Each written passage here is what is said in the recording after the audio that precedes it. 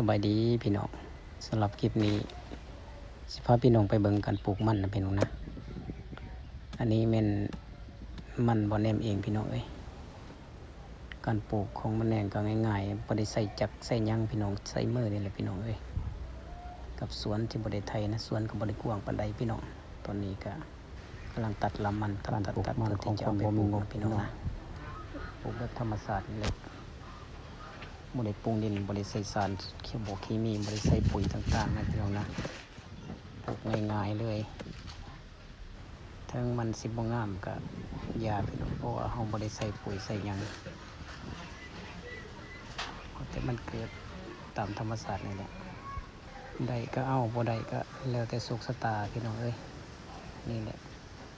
ชีวิตเฮาง่ายๆเลย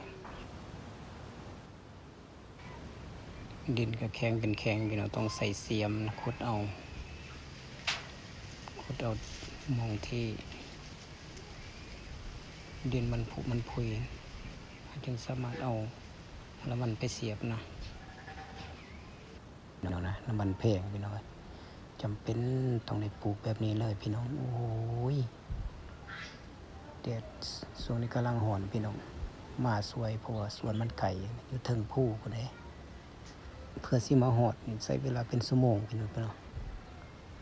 จังใดก็ติดตามเบิ่งนำกันพี่น้องเอ้ยการปลูกมันนี่อาจจะบ่แล้วนะพี่น้องนะแต่ว่าเป็นมือทำอิฐที่ว่านั้นต้องได้มาปลูกหมดเวลานาทีที่จะต้องปลูกเขาก็ต้องปลูกพี่น้องบ่มีทางเลือกอื่นใดนอกจากเฮ็ดแบบนี้ถ้ามีราคาปีหน้าก็พอได้ซื้อข้าวกินนั่นแหละขายมันพี่น้องแต่ว่าถ้ามันเกิดพี่น้องถ้ามันบ่เกิดก็คือว่าปีนี้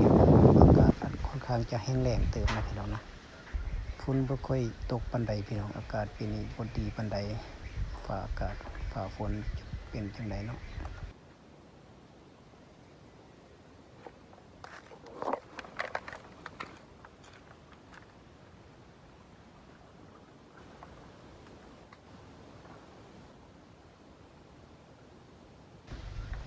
โอ้อยากกินน้ำนี่พี่น้องลงไปตักน้ำก่อนพี่น้องเอ้ย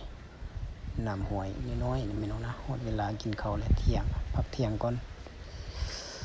ฮอดสิโมงกินข้าวแล้วพี่น้องหลังจากนั้นก็กินข้าวแล้วก็สิมื้อนะพี่น้องนะว่าเฮ็ดแต่ตอนข้าวเช้าหาเที่ยงพี่น้องเอ้ยเฮ็ดหลายก็บ่ไหวพี่น้องอากาศมันร้อน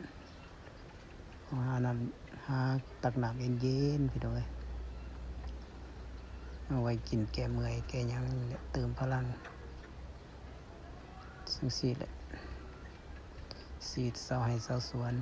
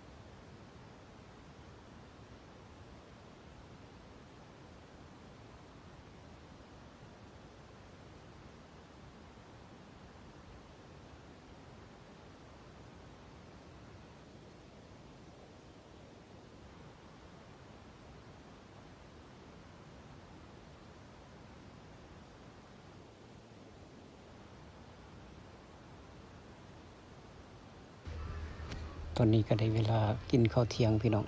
ก็บ่มีหยังของกินก็มีแต่แจ่วนี่แหละพี่น้องเอ้ยเพราะช่วงนี้ข้าวเวียกบ่ได้ไปหาแนวอยู่แนวกินพี่น้องเอ้ย